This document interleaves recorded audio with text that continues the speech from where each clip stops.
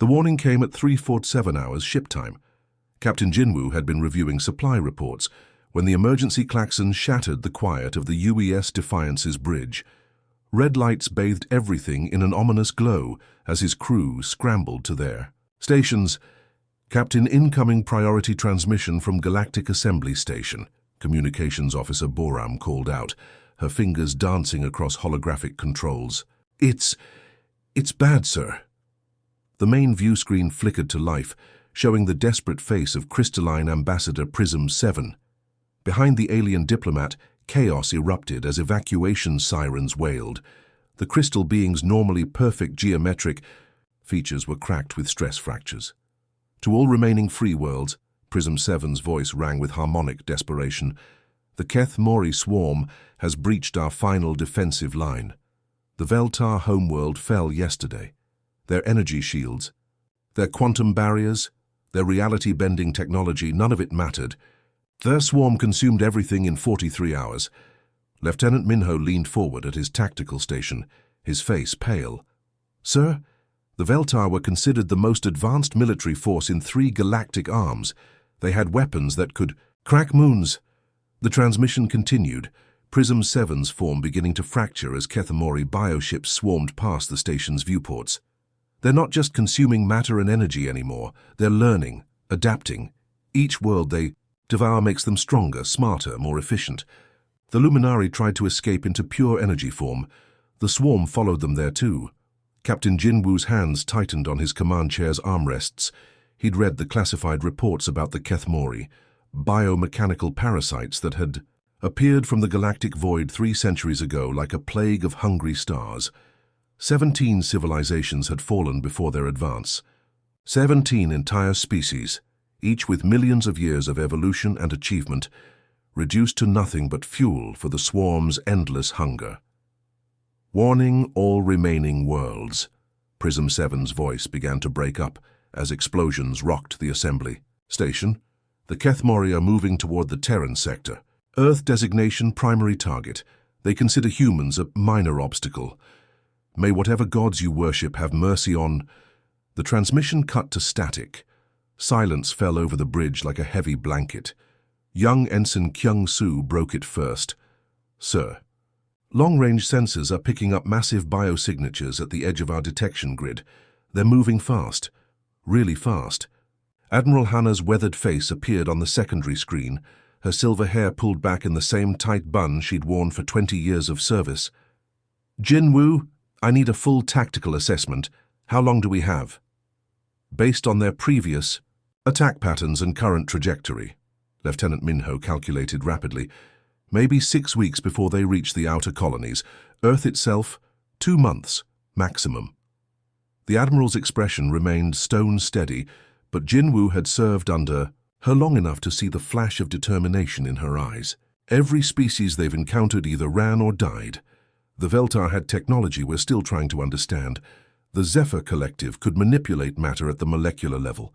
The harmonics could literally sing stars into new configurations. And they all fell, Jinwoo observed grimly. "They did. But they all made the same mistake." Admiral Hannah leaned forward. "They fought like they had something to lose.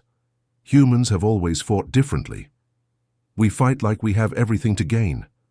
Across the bridge, crew members exchanged glances. They'd all heard the stories from the colonial wars, the rebellion conflicts, the dozens of smaller engagements where human forces had somehow prevailed against superior odds. Not through better technology or larger numbers, but through sheer, bloody-minded refusal to quit. "Begin general mobilization," Admiral Hannah commanded. "Every ship, every station, every orbital platform. I want our defensive grid activated and all available personnel recalled from leave."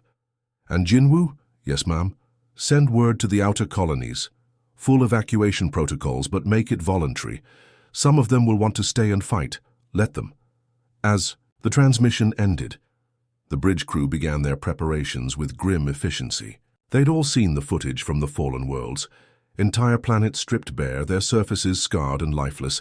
Cities that had stood for millennia reduced to twisted metal graveyards. "Sensor contact," Ensign Kyung-soo's voice cracked with tension. Multiple large biosignatures entering our outer system.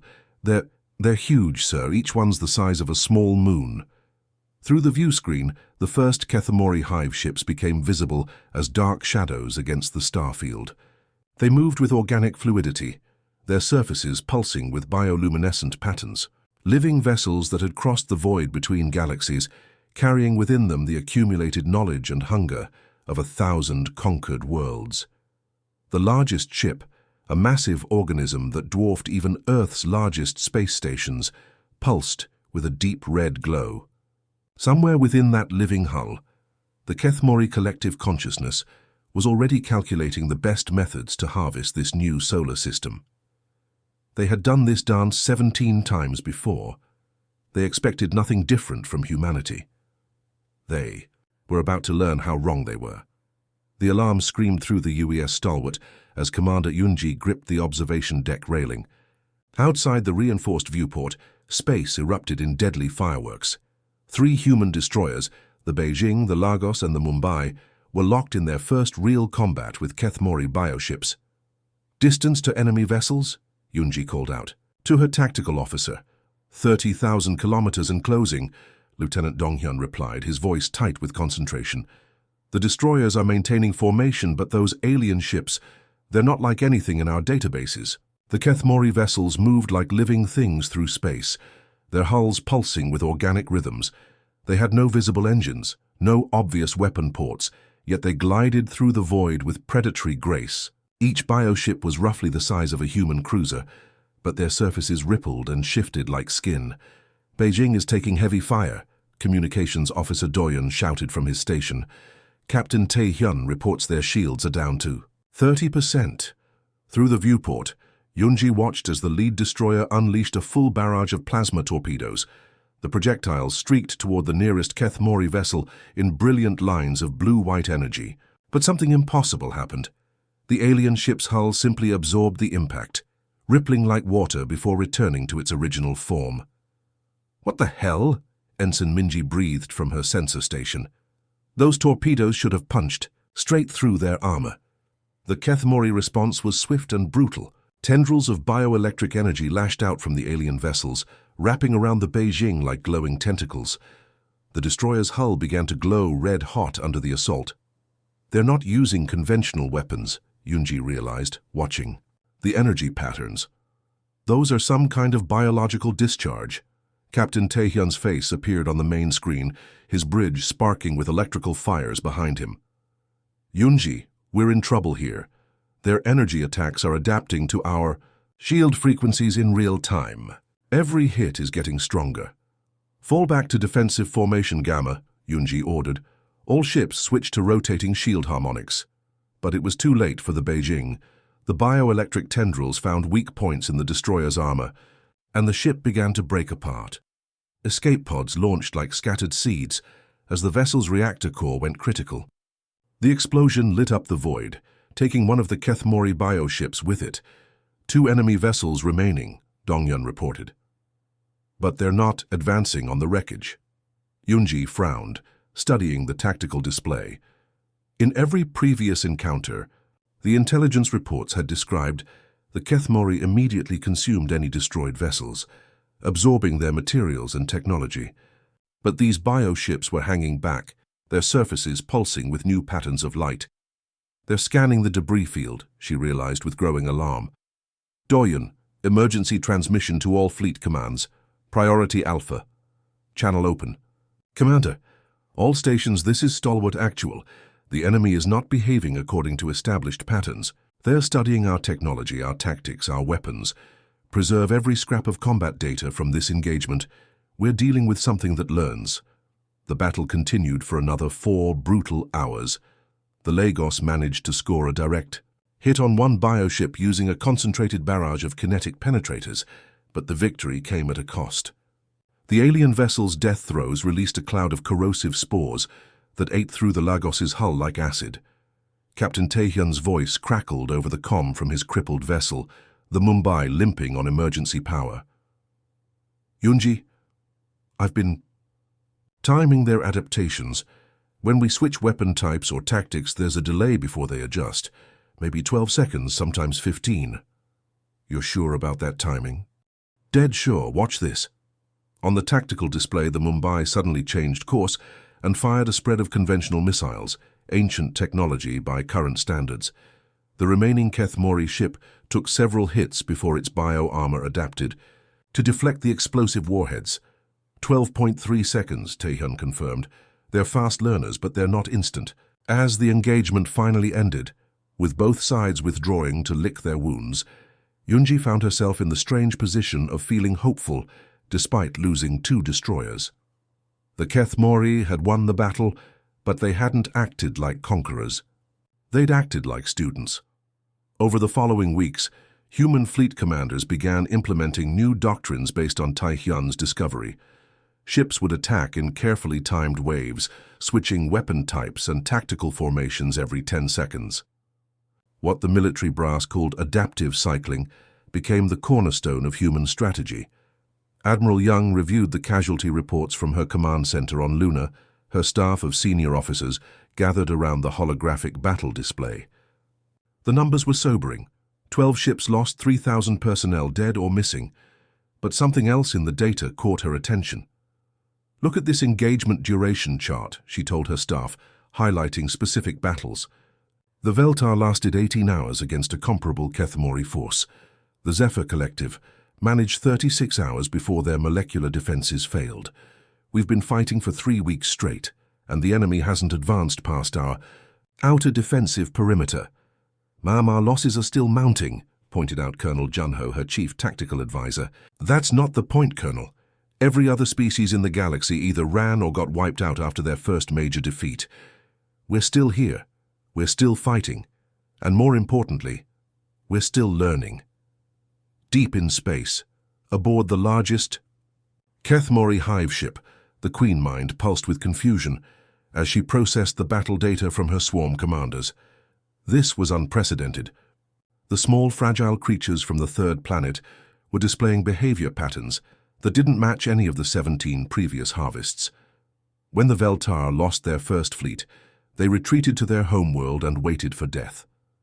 When the Luminari faced defeat, they transcended to pure energy and tried to escape reality itself. But these humans, they adapted. They learned. They kept coming back with new tricks, new strategies, new ways to make the swarm bleed. For the first time in 3 centuries of conquest, the Queen Mind felt something alien to her species' collective consciousness. Uncertainty. These creatures were supposed to break. They were supposed to despair. They were supposed to die quietly like all the others. Instead, they were teaching the Kethmori that perhaps for the first time since leaving their home galaxy, they had encountered prey that refused to remain prey. Dr. Seojun had been studying alien coral samples when the first refugee ship limped into Earth's orbit. The vessel looked like a massive crystal flower, its faceted surfaces cracked and bleeding light into space. Inside were the last survivors of the Veltar civilization, beings made of living crystal who had once commanded energies that could reshape stars. Dr. Seojun to the Refugee Processing Center, came the announcement over the station's intercom. He'd never imagined his expertise in xenobiology would be needed for diplomacy, but desperate times had made experts of them all. The translation chamber hummed as he entered, filled with complex algorithms designed to convert crystalline harmonic speech into human language. Across from him floated Crystalline Fragment Ether 9, a being that looked like a living diamond the size of a person, constantly shifting between different geometric patterns. Human Dr. Seojun, the crystal being pulsed, its voice like wind, chimes in a gentle breeze. Your species has offered shelter to survivors of 17 consumed worlds? Of course we have, Seojun replied, settling into his chair. Where else would you go? The crystal being's form flickered through several rapid configurations. What Seojun had learned was their equivalent of shock. Your species offers alliance. To consumed worlds, Ether 9 pulsed in amazement. Even though we have nothing left to offer, no homeworld, no fleets, no great technologies intact, we're stronger together, Seojun said simply.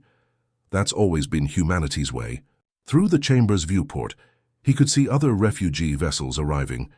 Energy beings from the Luminari Collective contained in specialized holding fields, gaseous entities from the Zephyr worlds flowing through custom-built atmospheric tubes and dozens of other survivor species that had somehow escaped the Keth Mori harvest.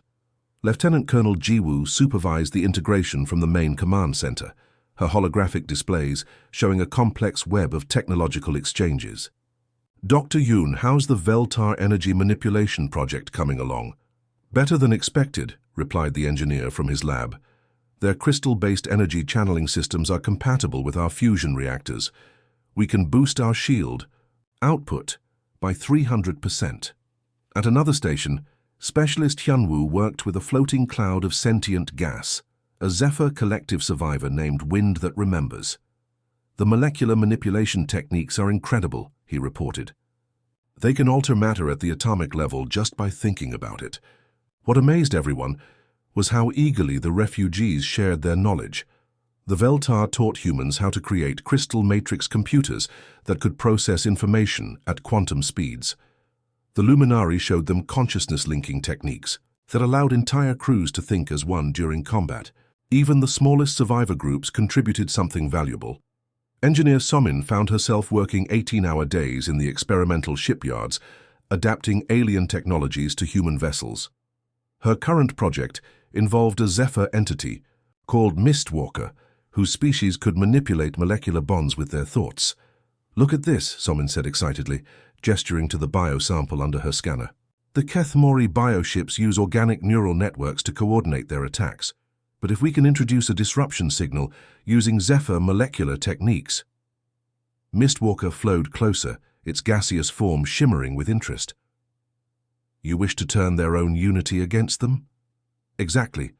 We can make their bioships attack each other, Somin explained to Admiral Jae-hyun via video link. It's like introducing a virus into their collective nervous system.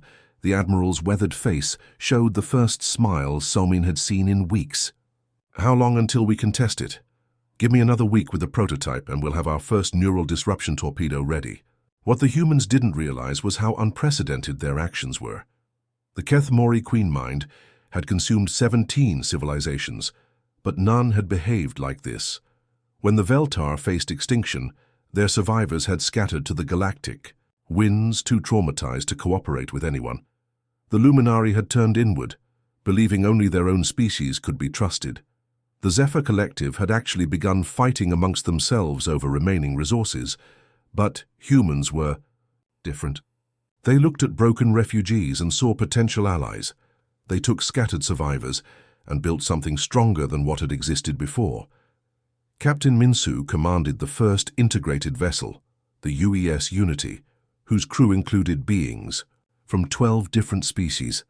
Navigation, plot a course for the Proxima sector, he ordered. Course laid in, Captain, replied his navigator, a Veltar crystal being whose energy sight could detect gravitational anomalies impossible for human sensors to find. Weapons ready, announced his tactical officer, a human woman working alongside. A Zephyr entity that could manipulate the ship's molecular structure in real time. The Unity wasn't just a ship, it was a symbol. Its hull incorporated Veltar crystal technology for enhanced shielding, Luminari consciousness networks for instant crew coordination, and Zephyr molecular manipulation systems for adaptive armor. Most importantly, it carried the combined knowledge of 17 civilizations, refined and improved by human ingenuity. As the Unity warped toward its first combat mission, the Keth Mori swarm detected something they'd never encountered before. The energy signatures were familiar. Veltar, Luminari, Zephyr, and a dozen other consumed species, but they were all working together, integrated into a single cohesive force. The Queen Mind pulsed with confusion as she processed this data. Every previous species had either turned on their allies under pressure or been too devastated to offer meaningful cooperation. The Keth Mori's greatest weapon had always been isolation, breaking the bonds between species, making them fight alone. But humans refused to fight alone. They gathered the broken pieces of dead civilizations and forged them into something new, something the Keth Mori had never faced before, a truly united galactic resistance. For the first time since beginning their harvest of this galaxy, the Queen Mind felt something approaching concern. These creatures didn't just fight to survive, they fought to protect others. They took the weakest refugees and made them part of their strength. The tide was beginning to turn, not through superior firepower, but through something the Kethmori couldn't comprehend or counter: hope. The warning came too late. Admiral Kyung-woo stood frozen at the observation window of Luna. Base as 3 massive Kethmori planet killers descended toward Mars like falling stars. Each bioship was the size of a small moon, their surfaces pulsing with malevolent energy that made the red planet's sky glow an ominous green. "Sir, the colonies are transmitting emergency evacuation requests," Communications Officer Nayeon reported, her voice barely steady. 2 million settlers on Mars, and we have maybe 30 minutes before the first planet killer opened like a blooming flower of death. Bioplasma cascaded from its organic weapon ports, washing over Mars's northern hemisphere in waves of consuming fire. The terraforming domes that had taken humanity 50 years to build vanished in seconds, their atmospheric processes melting like ice under a blowtorch. "New Sol colony has gone dark," reported Lieutenant Jin Yuk from his sensor station. "Olympia Research Station." No response. "Sir, they're not just destroying the settlements, they're sterilizing the entire planet." Colonel Minji joined Kyung-woo at the window, watching as Mars's carefully maintained atmosphere began bleeding into space. The red planet's surface cracked along continental fault lines, revealing the molten core beneath. Humanity's first successful terraforming project, their proof that humans could make dead worlds live again, was being murdered before their eyes. "Casualty reports coming in," Nayeon whispered. "Initial estimates, 1.8 million dead. Maybe 200,000 made it to the evacuation ships." Kyung-woo's hands clenched behind his back as he watched the planet killers methodically consuming Mars's mineral wealth. The Kethmori weren't just attacking, they were harvesting. Every atom of the colonies, every trace of human achievement was being absorbed into their biomechanical hulls. "They think this will break us," he said quietly to Colonel Minji. "Show. Just the fate of every species that's resisted them make us despair. They don't understand humans very well?" "Sir," Minji asked. "Every other species they've conquered probably looked at this kind of destruction and surrendered, thought it was hopeless." Kyung-woo turned away from the dying planet. "But humans have a saying, when you can't fight them on the surface, you go underground." The response was swift and decisive. Across Earth's surface, massive drilling operations began working around the clock. The old subway tunnels of major cities became the foundations for vast underground complexes. In Beijing, tunnel-boring machines carved out caverns large enough to house entire neighborhoods. Beneath the Amazon rainforest, hidden bases grew like roots through the bedrock. Engineer Taewon supervised the construction of underground City Beta beneath the former site of Geneva. "We're not just hiding," he explained to his construction crews, human and alien alike. "We're building something the Kethmori can't find, can't target, and can't consume from orbit." In the asteroid belt, Captain Sunho commanded a very different kind of operation. His fleet of mobile shipyards moved constantly through the scattered rocks, never staying in one location longer than a few days. The ships themselves were built for stealth and speed, rather than firepower. "Midnight Squadron, this is Wanderer 1, Sunho transmitted to his scattered fleet. "Intelligence reports Kethmori scouts in this sector. Time to dance." The mobile shipyards scattered like startled fish, each one disappearing behind carefully chosen asteroids. Some ships powered down completely, becoming indistinguishable from space debris. Others activated holographic camouflage systems developed from Zephyr Collective technology. "Contact bearing 27 Mark 4, reported Navigator Chang Ho from the bridge of Sunho's flagship. "Bioship configuration, probably a hunter-seeker. Let it pass," Sunho ordered. "We're ghosts now." "The Kethmori want to play the long game. We'll show them what patience really looks like." But the real breakthrough came from Dr. Hayeri's research laboratory deep beneath the Sahara Desert. She'd been studying captured Kethmori biomatter for months, trying to understand how their collective consciousness functioned. "It's like a vast neural network," she explained to the War Council via encrypted transmission. "Every bioship, every drone, every combat organism shares the same base genetic frequency. They're all connected through quantum biological resonance." Admiral Wu Jin leaned forward on the holographic display. "You're saying they're like one giant organism?" "Exactly, but that gives us a weakness to exploit." Yeri gestured to her research data. "If we can disrupt their shared frequency with the right harmonic pattern, we can turn their greatest strength into their greatest vulnerability." The first sonic weapons were built in the hidden shipyards of the asteroid belt, crude devices that looked more like giant tuning forks than military hardware. But when Captain Sunho's fleet tested them against a lone Keth Mori patrol ship, the results were spectacular. "Target acquired," announced Weapons Officer Sionwu from the UES Harmony. "Sonic disruptors charging." The weapon fired not projectiles or energy beams, but pure sound, carefully calculated frequencies that resonated with the Keth Mori bioship's neural pathways. The effect was immediate and horrifying. The alien vessel began attacking itself, its biomechanical tentacles tearing at its own hull, while its plasma weapons fired randomly into space. "It's working," Sionwu reported in amazement. "The bioship's combat systems are turning against its own crew." Word of the sonic weapons spread through the human fleet like wildfire. Within weeks, every mobile shipyard was retrofitting vessels with harmonic disruptors.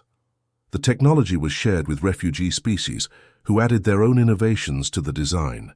The Keth Mori Queen Mind experienced something unprecedented as reports flooded in from her swarm commanders. Bioships turning on each other, hive vessels consuming their own escort craft. The collective consciousness that had been their species' greatest advantage was becoming a liability. For the first time in 3 centuries of conquest, the Queen Mind felt something alien and disturbing. Fear. Not the fear of death. The Keth Mori had long ago transcended individual mortality, but the fear of the unknown, of an enemy that refused to follow the established patterns. "Swarm Commander 7 reports total loss of Harvest Fleet Delta," pulsed one of her lieutenant minds. "Bioships consumed each other after exposure to harmonic resonance weapons." The Queen Mind's massive form shuddered within its biomechanical shell.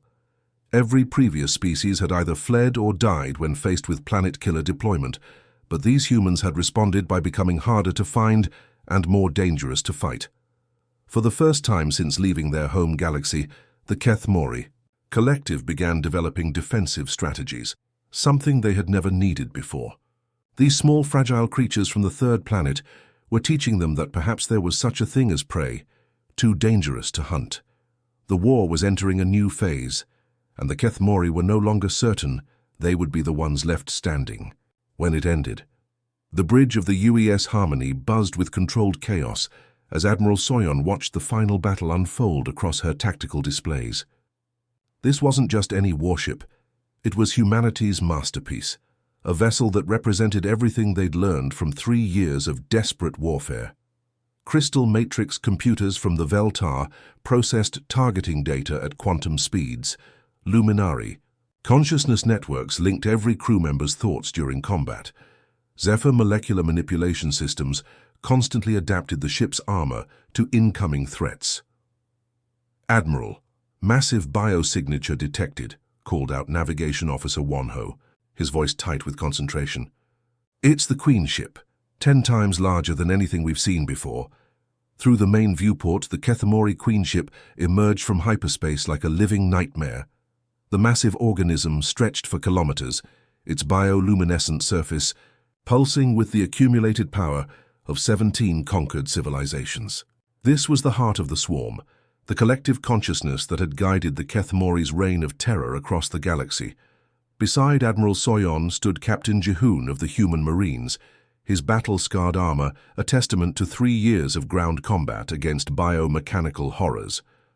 Around the bridge's command stations, representatives from a dozen species worked alongside human crew members. Crystalline Veltar managing energy systems, gaseous Zephyr entities monitoring molecular integrity, and luminous beings from the collective coordinating communications. "All ships report ready," announced Communications Officer Jun. "The entire Allied fleet is in position." Soyon nodded, studying the tactical display. Humanity's response to the Keth Mori threat had grown far beyond anything she'd imagined when the war began. The Allied fleet consisted of 300 vessels, human ships enhanced with refugee, technologies completely alien designs crewed by multi-species teams, and hybrid vessels that represented the best of both approaches. Sonic disruptors charging, reported Weapons Officer Kyungjae. All harmonic frequencies calibrated for maximum resonance disruption. The battle began with a symphony of destruction. The Allied fleet opened fire with coordinated waves of sonic weapons, their harmonic frequencies causing the Queen ship's biomechanical systems to turn against themselves. But this was no ordinary Kethmori vessel. It had adapted, evolved, learned from every previous defeat. She's not affected by the sonic disruptors, Wonho reported with alarm. The Queen ship has somehow isolated her critical systems from the harmonic interference. The Queen ship's response was devastating. Bioplasma cascaded from its weapon ports, consuming 3 Allied vessels in seconds. Organic missiles launched from its hull, each one a living creature programmed for kamikaze. Attacks against specific ship types. Evasive maneuvers, Soyon commanded. All ships switched to pattern Omega formation. The Allied fleet scattered and reformed like a school of fish, avoiding a predator. This was humanity's greatest tactical innovation, fluid, adaptive formations. That changed every few seconds, preventing the Kethmori from predicting their movements. Captain Ji-hoon coordinated the marine assault shuttles from his command post. Boarding parties Alpha through Delta, you're cleared for approach. Remember, we're not trying to destroy the Queen ship. We need to reach its neural center. The battle raged for hours. Human ships darted between the Queen ship's defensive tentacles, delivering precision strikes against its biomechanical organs. Zephyr entities phased through solid matter to sabotage internal systems. Veltar beings channeled pure energy to overload the creature's neural pathways. But the turning point came when Dr. Minjae's research finally paid off. "Admiral, I've isolated the Queen Mind's individual resonance frequency," he transmitted from his mobile laboratory ship. "She's been using her connection to the swarm as a shield, but if we can sever that link—" "Do it," Soyon ordered. The experimental weapon fired not at the Queen ship itself, but at the quantum biological connections linking it to its swarm. For the first time in millennia, the Kethmori Queen Mind found herself truly alone, cut off from the collective consciousness that had defined her existence. The effect was immediate and profound. The Queen ship's movements became erratic, its weapons firing randomly. The biomechanical creature that had consumed galaxies was suddenly vulnerable, isolated, afraid. "She's trying to escape," Wonho reported as the Queen ship began turning away from the battle, heading for the galactic rim at maximum speed. "Should we pursue?" asked Captain Ji-hoon, his finger hovering over the fleet communication controls. Admiral Soyon studied the retreating bioship for a long moment. Around her, the bridge crew waited for orders. The Allied fleet could catch the Queen ship, could end the Kethmori threat permanently. But something in the creature's panicked flight reminded her of what made humanity different. No, she decided. Let them carry word to whatever's beyond the rim. Let them tell their kind what they found here, that there's a galaxy that fights back, that protects its own, that turns victims into allies. The war was over, but the work was just beginning. Commander Nari took command of the first permanent peacekeeping station, established in former Kethmori space, a massive orbital platform built from the combined technologies of 20 species. Her mission was simple but vital: watch for threats and help survivors rebuild. "Scanning the Veltar home system," she reported during her first weekly briefing. "We're detecting energy signatures in the ruins of their crystal cities. Survivors are emerging from deep planetary shelters." Across the galaxy, similar stories played out. The Zephyr world showed signs of atmospheric regeneration. The Luminari began rebuilding their consciousness networks. Species that had been considered extinct were revealing hidden colonies, underground cities, and deep space refugees.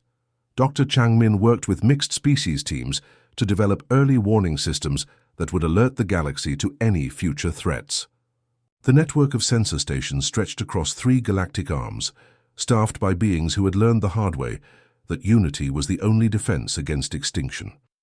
"We won't be caught off guard again," he promised the reformed Galactic Council during their first session in 50 years. Representatives from 30 species gathered in the Great Hall, some familiar faces, others completely new to galactic politics.